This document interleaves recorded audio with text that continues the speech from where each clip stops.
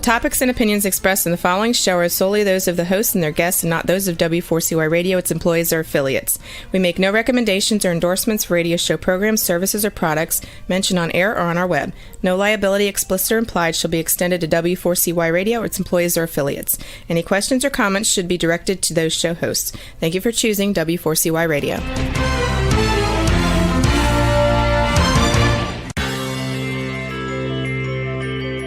Who is January Jones? She is not a young, beautiful, talented actress on Mad Men. She is not an older, gorgeous, exotic dancer from the Johnny Carson show. She is an author, and she wrote Thou Shalt Not Whine, the 11th Commandment, that reached #1 at Amazon.com. She is a reality TV golf personality with World High Stakes Golf televised on HDNet. She is a humorist and winologist expert. She is your featured host today on January Jones Sharing Success Stories. So sit back, relax, and get ready to laugh and listen to Ms. Jones with her eclectic roster of guests as you learn life's lessons. These stories plus sharing equals success. Welcome, and remember, beware, because you are entering the no whining world of January Jones.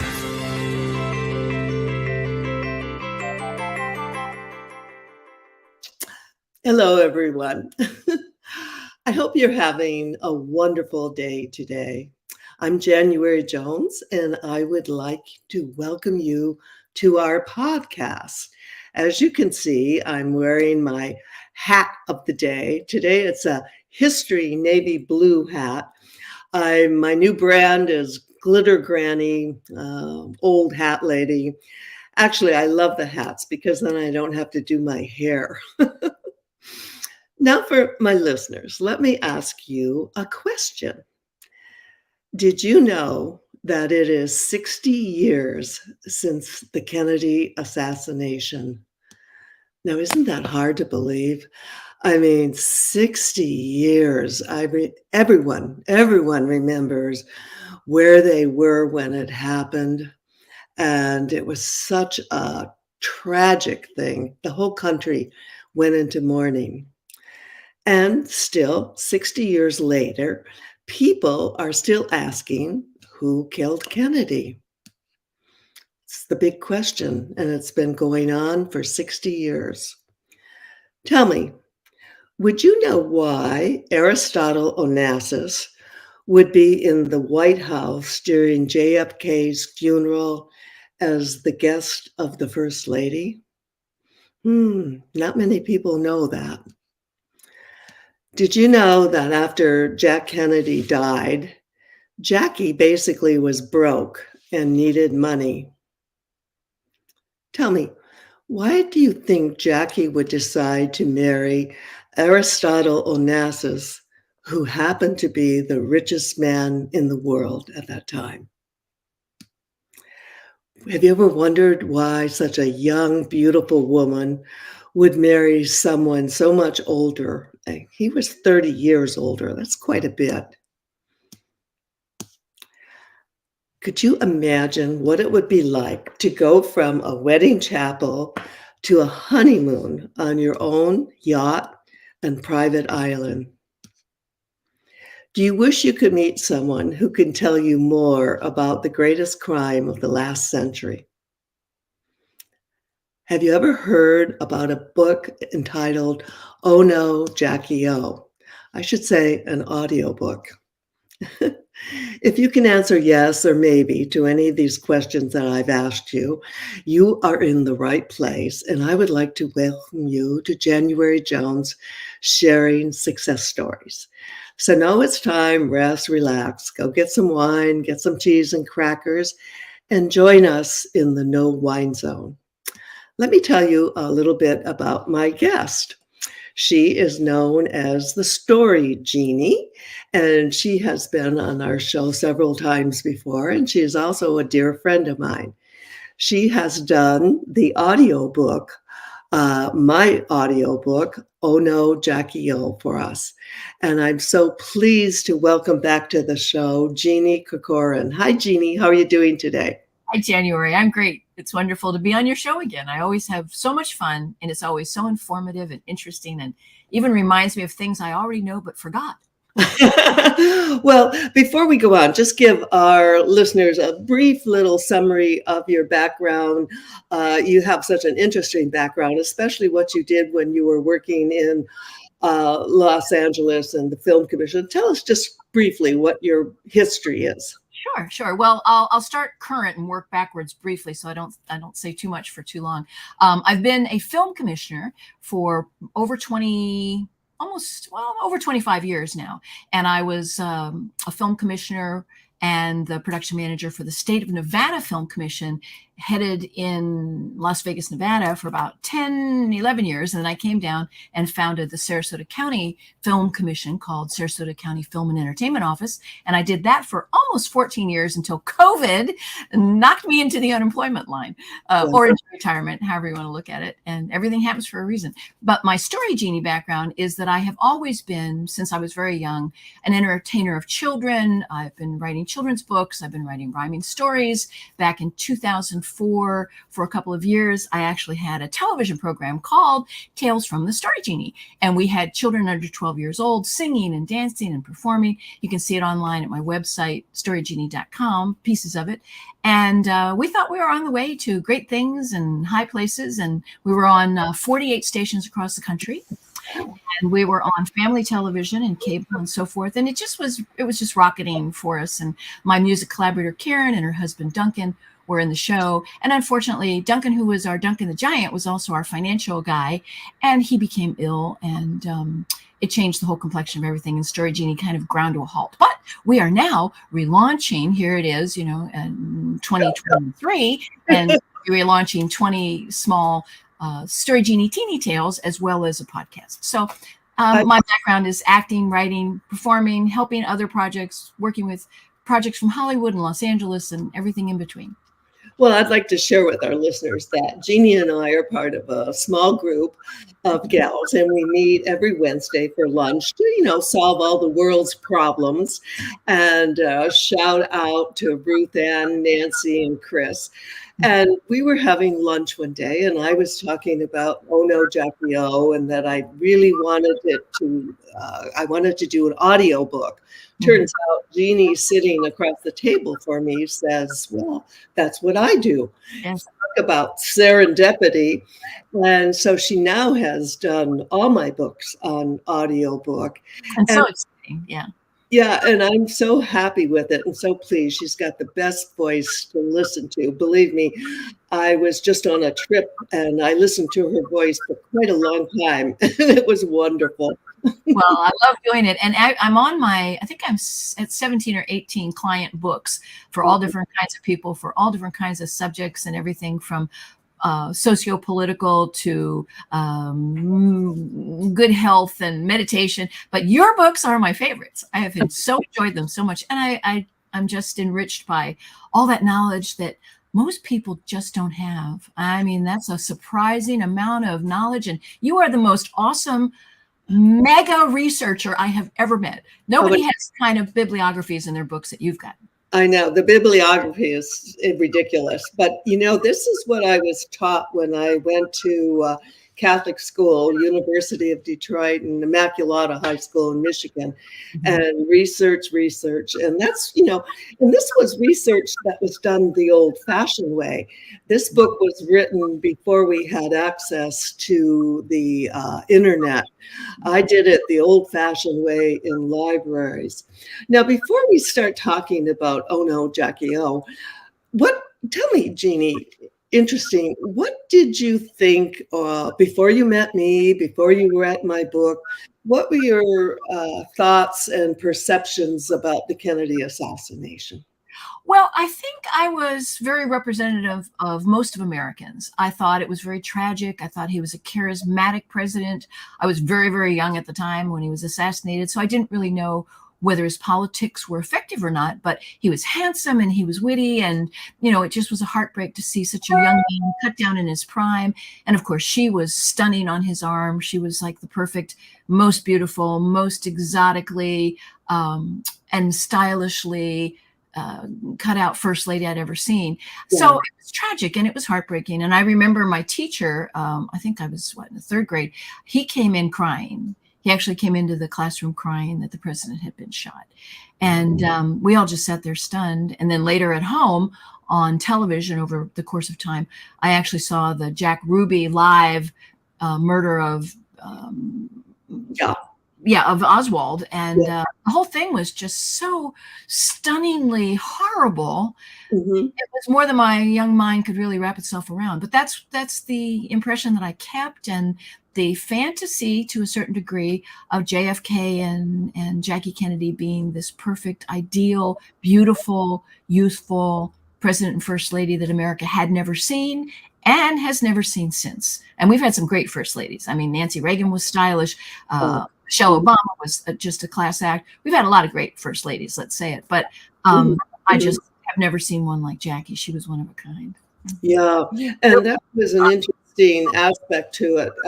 As I said earlier, everyone knows and remembers where they were, when it happened, and the whole country. It was the first time I think the whole country had come together for 3-4 days. We were all glued to our television sets because this was the only thing on television, but it was such a pageant, and it gave the country such a majestic feeling with the pomp and the ceremony.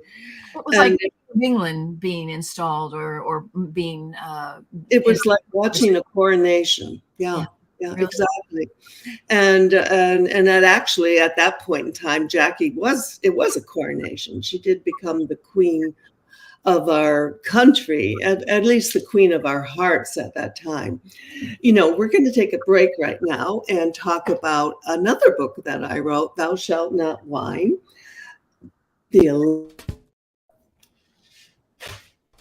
Lately, there's a whining epidemic in our world.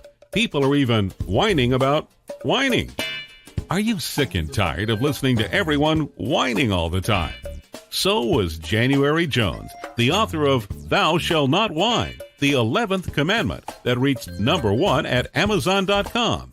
Ms. Jones based her book on a survey of the top 10 things that people whine about at all ages and all stages of life. January is a success coach that can tell you how to help others. When you buy Thou Shalt Not Whine, the 11th commandment, you'll find out what people whine about and how to stop them from whining. This is the perfect gift book to give or get for any occasion. Thou Shalt Not Whine was voted the best gift to be given anonymously for those special people in your life. Ms. Jones is an internationally known author in the style of Irma Bombeck, specializing in housewife humor, with her book being published in Korea and China.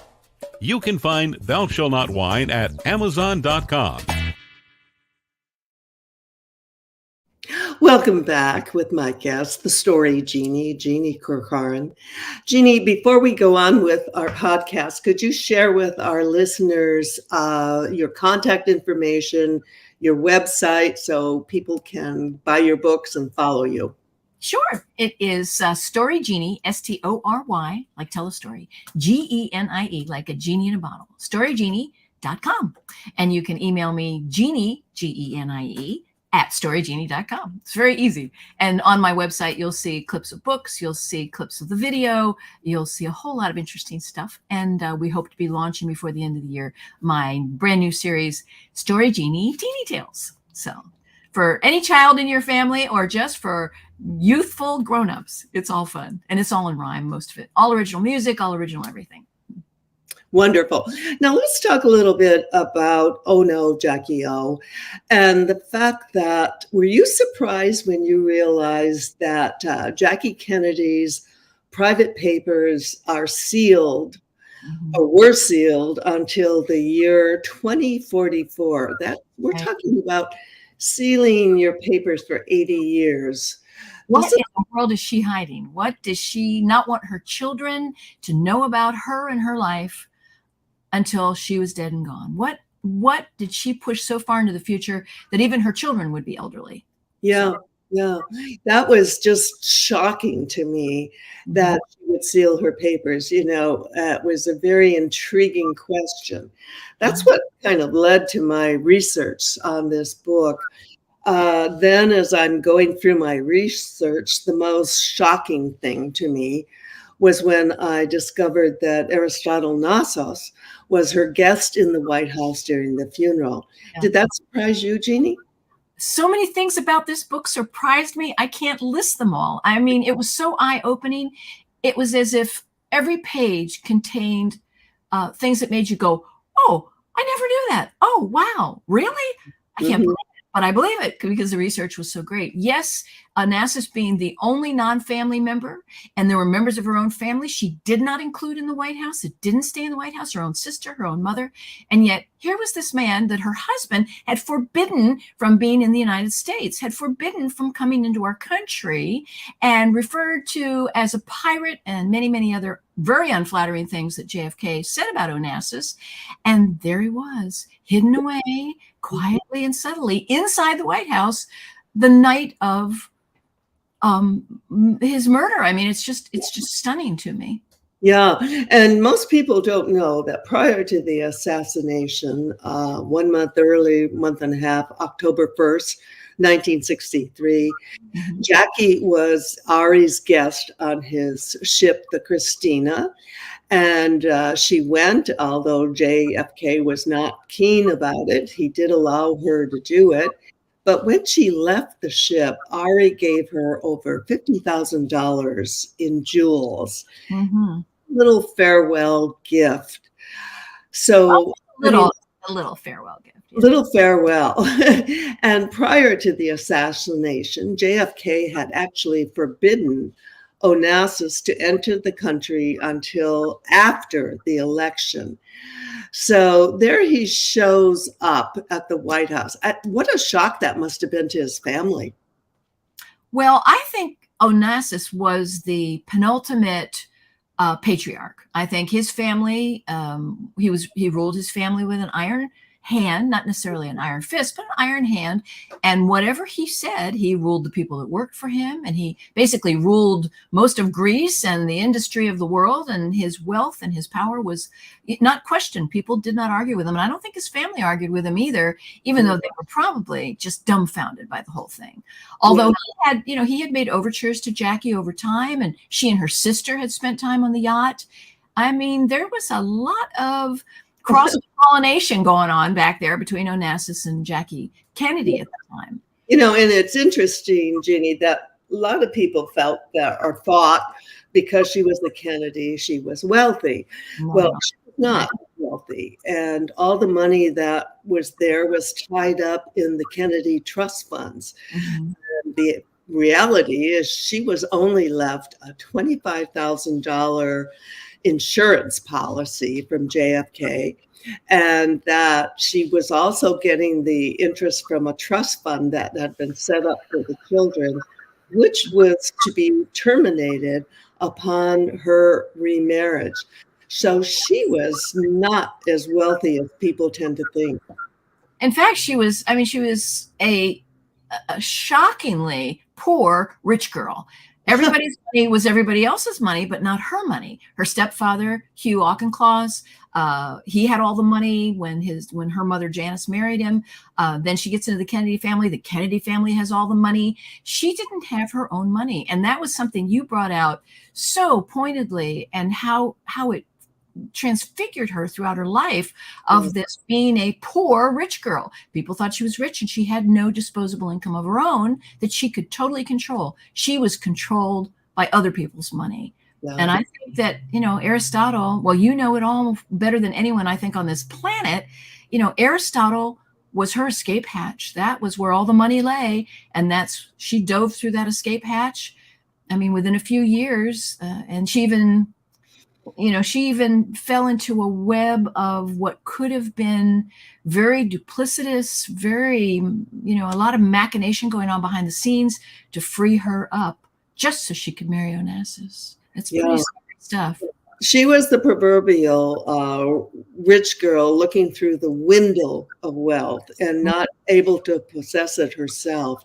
Right. Everyone, they were portrayed at that time as a very popular, it was a political marriage. They were on the front covers of all the newspapers. Everyone in the country was in love with their image. Right. And the reason that they actually got married was Jack's father kind of engineered that romance, because he felt that in order for Jack to get elected, he had to be married. He had to be married to a Catholic, and it would be best if they had a few children. But the reality was that they had separate lives in separate bedrooms in the White House, and they were not as close as they were portrayed. Right, right. And I thought it was very interesting that you brought to the forefront the information about Jackie's relationship with Joseph Kennedy, with JFK's father. She wooed the father. She charmed the father. She spoke French. She was an equestrian. She rode horses. She was so elegant and she was so fine-boned. And she seemed to just ooze all that sophistication, all that class. And she was the perfect catch for JFK in his father's mind. So, what Joseph Kennedy said was going to happen was as much a determination of his family's outcomes as Aristotle Onassis with his family's outcomes. And there was Jackie right in the middle of it. So. Yeah. And I thought it was very interesting when my research showed that JFK actually took his wedding ring off as he left the church right after their wedding. Talk about his the sanctity of marriage to him. He just couldn't get that ring off fast enough. Yeah, talk about a red flag. Yeah. And most people, this is something most people do not know either. During the beginning of their marriage, Jackie was very depressed when she realized the situation she found herself in. And sadly, she had electroshock therapy early in their marriage due to severe depression. And this is something that was really hidden and kept under the covers. The Kennedys did not want this to get out. They wanted to portray her as this perfectly happy Kennedy wife and bride. Model woman, the model woman, the perfect woman. Yeah. And then when she lost her first baby, Jack was on a cruise in Europe, and he only returned so as not to offend women voters. Right. Jackie's mother and Bobby Kennedy, they were the ones who buried the baby. Jackie was in the hospital and Jack was nowhere to be seen. Mm-hmm. Peter Evans, in his book Nemesis, which I recommend for everyone, states that Jackie actually believed the child was the result of an affair, which is just speculation. But what a sad thing to even have to consider that possibility.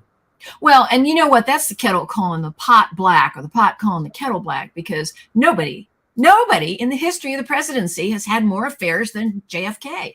And that's one thing that surprised me by your book. I mean, so well documented, so many people, so many women, such behavior that this country, if everybody in this country reads that book, their mouth will hang open in shock at the facts that are revealed there. Will hang open in shock. We're not talking a couple of women. We're not talking of just this one or that one, the ones that we all know about, Marilyn Monroe and so forth. Yeah. But, oh my gosh, I don't want to give away all the, well, there's so much in that book. I couldn't possibly give it all away. It is the richest treasure trove. Oh no, Jackie O. And you're going to say that when you read it. Oh no, Jackie O. Oh. Speaking of that, here's a little message. Let me ask you a question. Are you still wondering who killed Kennedy? Over 50 years later, the assassination is still a mystery. It is unfinished business for our country. Now, get ready for a theory that you've never heard before, but will make more sense than any other conspiracy theory that you've ever heard in the past. January Jones speaks the unspeakable in her book, Jackie, Ari, and Jack, The tragic love triangle connecting Jackie and Aristotle Onassis romantically prior to JFK's assassination. Did you know that Ari was Jackie's guest in the White House during the JFK funeral? He was the only non-family member who was invited by Jackie to stay there during the funeral. Aristotle Onassis was one of the wealthiest men in the world, with the means, the motive, and the money to order an assassination that was the perfect crime of the last century. Ari needed class, and Jackie needed cash. They were perfect for each other. Now, what is Camelot? It is but another tragic love triangle. Jackie, Ari, and Jack is available at JanuaryJones.com, Amazon.com, and audiobooks.com, read by Ms. Jones.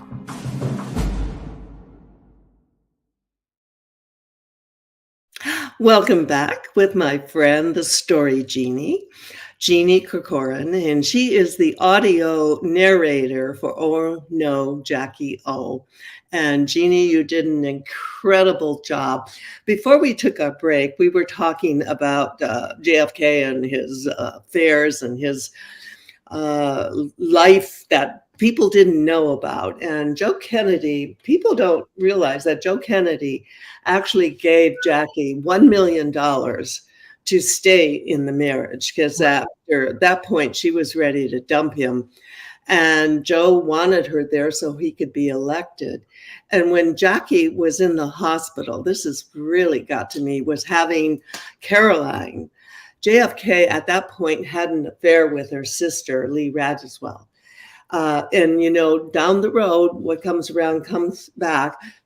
Jackie did not leave her sister anything in her will, but she did leave money to her sister's children, who she was very fond about. And, you know, Jackie knew all about JFK's affair with Marilyn Monroe. Mm-hmm. I mean, most of the country, well, we all kind of had a glimpse of it when she sang that Happy Birthday, Mr. President. Yes. See-through dress.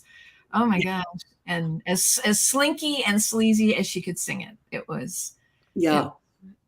Well, video. How embarrassing for Jackie. It was just. It's humiliating. Mm-hmm. I think the humiliation for her came from the fact that not just the public, but the people in the White House knew about it. And these were the people that she saw every day. This is where she was raising her children. It was very humiliating. And of course, we know what happened to Marilyn. Sadly, she was out of the picture. And apparently, she had threatened to go public with her affair, not only with Jack, but with Bobby. And I guess this is why we see so much about the Marilyn Monroe story, because it was a tragic story for their family. And, you know, it was a tragic story for the entire country at that time. It was. And there will always be speculation about Marilyn's death as well. I remember reading that autopsy results said she had undissolved pills in her stomach, which meant that they were put in her stomach after she was already dead, when her body wasn't processing the pills. So that's an interesting thing. Yeah. And that her entire house was vacuumed and sanitized and cleaned from top to bottom by professionals before the police were ever even called. Yeah. But that's another story for January Jones to write about, right? Yeah, another one. And interestingly, Jackie went on a cruise. This was before her cruise with Onassis, with Johnny Agnelli, the Fiat Air. And during this cruise, I have, through my research, documented that she sent the Secret Service back to the States to pick up her diaphragm. Now, that wasn't a don't get mad, get even moment. Mm-hmm. Wow. That was pretty amazing for me to discover. And also, it was very tragic for her, too, that during this time, right before his assassination, Jack Kennedy was having an affair with Mary Myers. She was supposedly Jackie's close friend. And everyone was aware of this blatant, indiscreet transgression that was taking place while Jackie was out of the country. What a horrible thing to come home to. Always. What a horrible life to live through when the pretense is so beautiful. The false facade is so beautiful and so perfect. And what lies behind it is rotting. It's rotting and decaying and eating her alive. You know, it's I don't know what woman anywhere would survive it as well as she did and keep that public front up the way she did. And I think it was driven by her insecurity about money and her, you know, her need to have what she wanted to have. Yeah. And, you know, at this time, Aristotle Onassis was one of the wealthiest, most powerful men in the world. He had the motive, the money, and the means to order an assassination of anyone in the world whenever he wanted to. And he actually was able to commit the perfect crime of the last century. The bottom line, it gets down to Ari needed class and Jackie needed cash, and they were the perfect match for each other. Aristotle's son even said that when, after they were married, that they were perfect for each other. Right. Well, didn't the son and the daughter both refer to her as the Black Widow? Yeah, yeah. They didn't like her very much. No. You know, what their father wanted, their father got, and he wanted Jackie Kennedy. And I think he wanted her as far back as the first time he met her when she was with Jack and he was a senator. And Joseph Kennedy called and cajoled getting them into his yacht because of, you know, all the connections that Aristotle had. And Aristotle Onassis really didn't want him, you know, having anything to do with John F. Kennedy, but he was enchanted by Jackie. The fact that she spoke French and she was so worldly and so elegant and so classy. Yeah, everyone was enchanted with her. The entire world was enchanted with her. Aristotle Onassis was a collector of paintings, art, gems, but also he was a collector of people. And those were the most prized possessions. He was romancing Maria Callas, who was a world-famous opera Greek singer. Also, his most prized person up until Jackie was Winston Churchill. So now Winston Churchill is spending time on the yacht. He's painting. He's chatting with Ari. Every port of call they go into, Winston is displayed.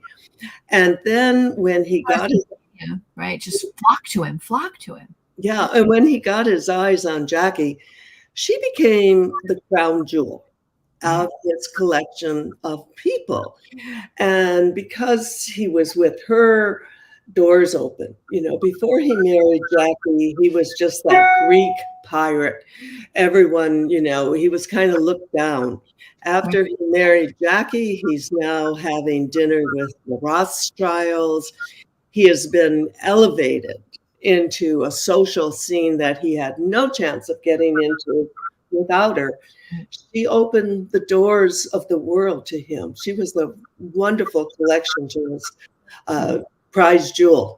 It was interesting how when you bring out the fact that Aristotle Onassis was a collector of people and Winston Churchill was, until Jackie, the pinnacle of his success doing that.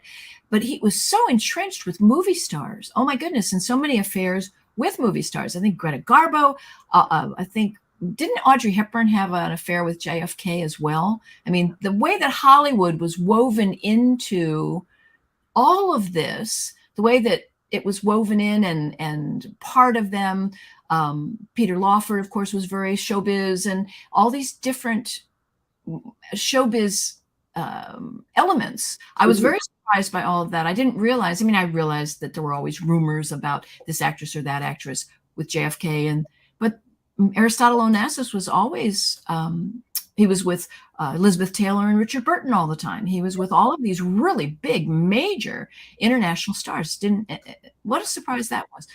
The layers is amazing. The layers of that story, January, that you've woven together are amazing. Well, the reason Jeannie knows so much about that is she also did the audio book for the Christina, which is the book that I wrote completely about the yacht. Mhm. And Onassis, in reality, was the first jet setter.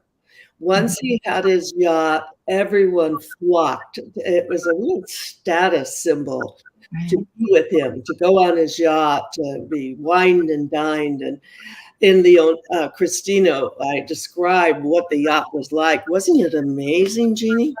In fact, I was on a U.S. Navy destroyer recently at a reunion for some naval folks, and the destroyer was the same size, actually a little smaller than the Christina, which was Onassis's yacht. He had taken a warship and gutted it and made it, as you said so admirably in your book, made it into something extraordinary. The first super yacht, really, the first amazing super yacht.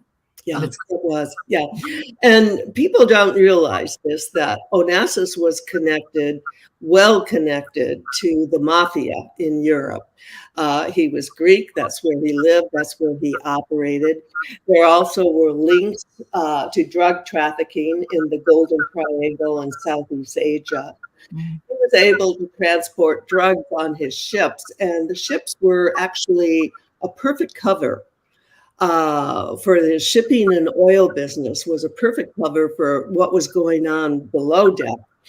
And that's how he became one of the wealthiest men in the world and one of the most powerful.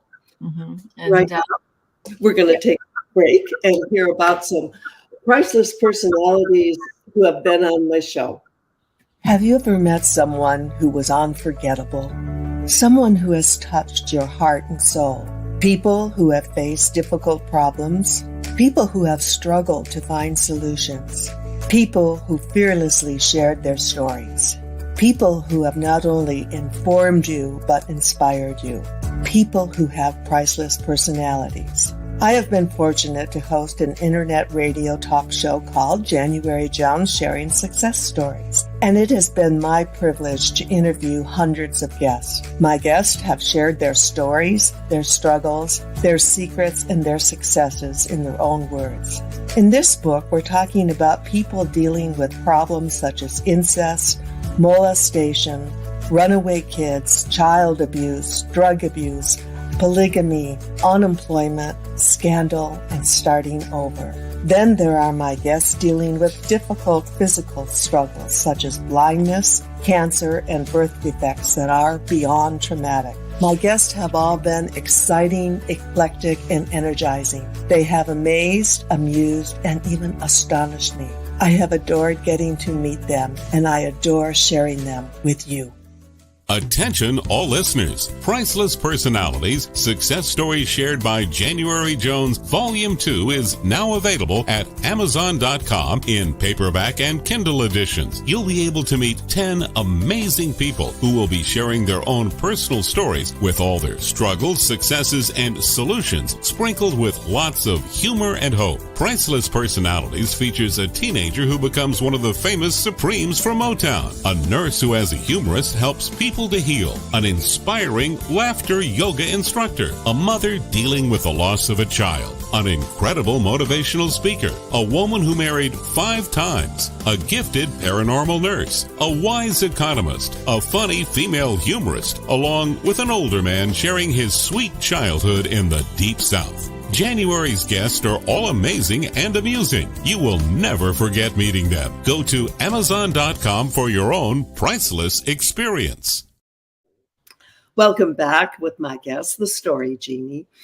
You know, Jeannie, people don't realize this, but Onassis was well connected to the French OAS. This was a terrorist group at that time, and they hated de Gaulle, and they also hated Jack Kennedy. And the reality is that 3 of them were in Dallas on November 23rd. They were stopped, but not detained. They fled the country, they flew, and they escaped through Canada within 48 hours of JFK's murder. I think that's one of the big things that I discovered. And I named the shooter in the book, and he is the same man that was identified as the shooter in the A&E documentary series, Who Killed Kennedy. What are Oh, your thoughts about him? right. You steered me to that. I had never seen that. And that is up on YouTube, The Men Who Killed Kennedy. And it so supports what you stated. And, you said it first. Yeah, yeah. And let's just say his name once for our listeners. Oh boy, I don't know if I can pronounce that again. It was very French. Oh, what was his name? Forgive me. I should know that. I should have that right in front of me. Okay. Let me think. Jeanne Sauté. Like Jean Sartre. John Sartre. John, yeah. Yeah. And he was named by the A&E, and that just stunned me.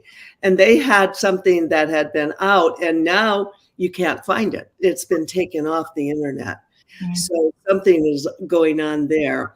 After JFK's death, Onassis began his pursuit of Jackie. And as early as December 1964, she flew to Paris as the only passenger on an Olympic Airways jet. She spent 3 days alone with Onassis in Paris, and they conducted a very private courtship. As a matter of fact, she was seen out with other men, but this was just a cover. The real man courting her at that time was Onassis. And I go back to what happened on that ship when she was with him before the assassination. And I always hypothesized that maybe they were out there sitting under the stars and whining and dining. And he would say, Jacqueline, I worship you. I adore you. Now, let me ask you a question. If your husband were out of the picture, would I have a chance? Now, come on. What woman in the world who is a new widow would not say, yes, of course I would consider you, Ari? Right. It's very true. Very true. And even if that's just a hypothesis, yours is stronger and better fleshed out than many, many, many other theories out there. It's a unique, one of a kind hypothesis that you've put forward to, quote, speak the unspeakable. You really do. Yeah. Yeah. He was,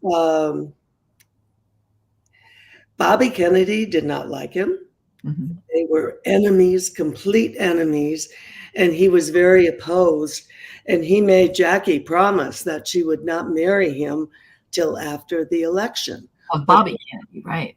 Yeah, but then lo and behold, Bobby was killed. Mm-hmm. And interesting, the timing on the whole situation. Right. There was a lot of money moving around from Aristotle, a lot of money moving around that, according to the facts you've uncovered and so forth, leads people to hypothesize that that went to the assassination of Bobby Kennedy. Yeah, he was standing in the way of the marriage. So it's easy to take the next step and assume Onassis had to get rid of him. And of course, he was gone. And then within 4 months of Bobby's death, guess who got married? That's right. That's right. And married she did. That was, I thought it was very interesting to reflect on Jackie's devotion as a mother. That's something that maybe people never thought about her, but it really comes through no matter what the money situation, the man situation was. She loved her children and they were with her, and she wanted to provide for their future. She never wanted them to suffer the way she did with the insecurity. And, that was something that you brought out so well. Yeah. Yeah. On their wedding day, it was a big payday for Jackie. Onassis gave Jackie $5 million in cash. She got $3 million, and he put in $1 million for each child, and that was the wedding gift. And it was the first time in her life that she actually had control of money, and this was real cash. Right. This wasn't trust fund money. The first year of her marriage to Onassis, she spent, wait till you hear this, $1.2 million on clothes. Wow. Yeah. I can't wrap my head around that, Yeah, his staff, they called her the super tanker. Yeah, well, she was certainly filling up with his money, so that was true.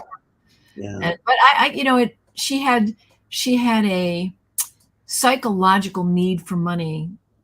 I mean, a deep, desperate, bottomless well kind of need for money.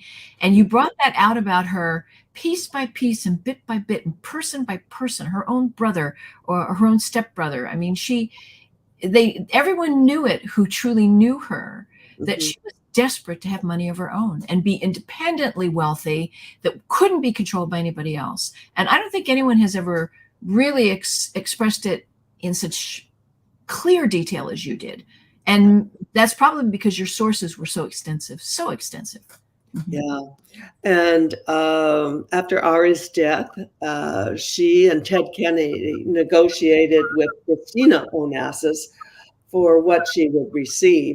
And they settled, she asked for $20 million and also added $6 million so she could pay taxes. So it's nice to know she paid her taxes. And so she started out with $20 million. And at the time of her death, her estate was worth $250 million. So she wisely invested that money, and it gave her the security that she longed for her entire life. Right. Well, and that $250 million net worth she had in her estate when she passed away was an interesting story that you touched upon. And the man who counseled her and financially managed her and helped her in New York to amass that fortune. So again, she was very, very astute in choosing the men who were central to her life, not extraneous men that she knew and casually had dinner with and went here with or went there with, but the key individuals were not the most handsome, the youngest, the most smashing, impressive looking men. Not at all. Not at all. They were more the brains were beautiful. The brains were extraordinary. Yeah. Which makes her, in my opinion, so brilliant. The way she conducted her life, she had the worship of the entire world. And her marriage to Onassis, that kicked up a storm. You know, she was condemned by the Vatican. She had to go against the religion. But the interesting thing was Rose Kennedy fully endorsed the marriage. Rose Kennedy probably was cheering her on to be free of the Kennedys, because Rose Kennedy was never free of them. No, that's right. That could be a whole other show. That is another whole story. Yeah. You know, so sadly, we were all served up this term Camelot. And actually, the reality, it was created by Jackie just for an article she did with other.They for Life magazine. And she created this story. And it was her fantasy. Yeah. Her fantasy. Yeah. And the reality, Camelot, what was it? It was a tragic love story. And it involved three people. And when all was said and done, the last one left, the last one standing, the last one who had all the money and all the worship of the world was Jackie. That's right. She was Princess Guinevere. She was Queen Guinevere.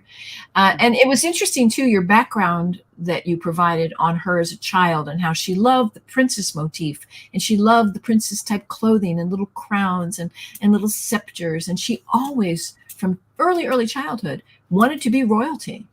She wanted to be a princess. She wanted to be Guinevere. She wanted to be in Camelot. And the fact that you had quotes from people that knew JFK and had been active in the White House and active in politics, and they were just flabbergasted that she would come up with this entire fairy tale. That he sang the song of Camelot when he wandered around their quarters. Everyone said it was just so bogus and so totally untrue and so completely unfounded. But she carried it off, and the public ate it with a spoon until it was like whipped cream. They just couldn't get enough. Couldn't get enough. Yeah, and then until 30, 40 years later, then the truth started to come out, and we started to know what was going on. As women became more and more assertive about the truth of being themselves and not just a sexual object or an accessory item that a man wears like a cufflink. You know, it changed a lot in the 60s and 70s. And Oh, yeah. And on from there. Well, Jeannie, Story Genie, thank you for coming on the show. It's, as always, it's wonderful to visit with you and share your insight. And I can't begin to thank you so much for doing such a wonderful audio narration for my book. I had such a great thing to work with. What an amazing story you had to tell. Well, to our listeners, thank you for listening, and we hope you've learned a little more today. Thank you for entering the No Whine Zone and share our stories. And remember, stop whining, start smiling. And if that doesn't work, then you can just start eating chocolate. Lots and lots of chocolate.